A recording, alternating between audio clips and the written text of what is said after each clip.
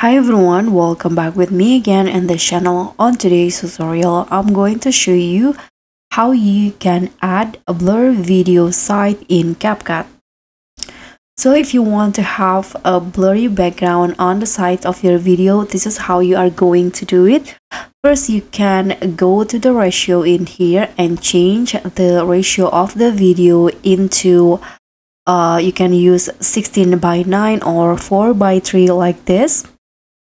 And after that, you can see that the current site is only a a solid black color. So what you need to do is just scroll down under the basic in here and find the canvas options. Click on the drop down and choose blur.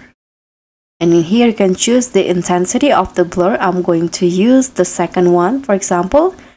And this is the result for the blur video sites.